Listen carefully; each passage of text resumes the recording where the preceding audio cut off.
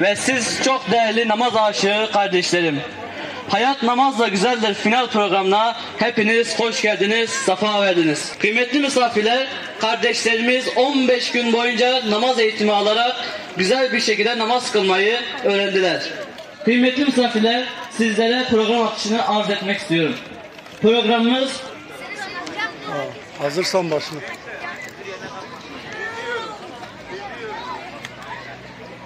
أعوذ بالله من الشيطان الرجيم بسم الله الرحمن الرحيم بل أحياء ولكن لا تشعرون الذين إذا أصابتهم مصيبة. Namaz kıldığımızda Allah'a seni çok seviyorum deriz. O da bizi çok sever. Şöyle düşünün. En sevdiğiniz oyuncağınızı, en tatlı yemeğinizi veya en güzel oyununuzu Allah verdi. Peki, ona teşekkür etmek istemez misiniz? Namaz bu teşekkürün en güzel şeklidir. Namaz sadece bir hareketler bütünü değildir. O bir terbiyedir, bir ahlaktır, bir şuur eğitimidir. Onları motive edin. Belki en sevdiği yemeği yapın. Belki de birlikte bir etkinlik planlayın. Unutmayın, kalbe ekilen her tohum sevgiyle sulandığında filizlenir ve meyve verir. Sözlerime son verirken bu güzel programın düzenlenmesinde emeği geçen herkese teşekkür ediyorum. Çocuklarımızın kalbinde namaz sevgisinin filizlenmesi ve bu sevginin ömür boyu sürmesi duasıyla Allah'a emanet olun.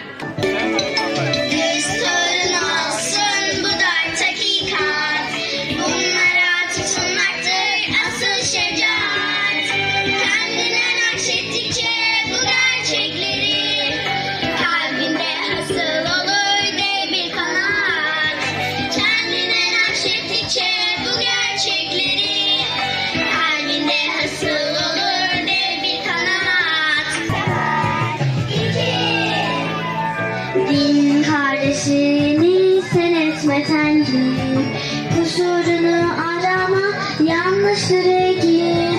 Rabbin Peygamber Efendimiz şöyle buyurdu: namaz dinin direği.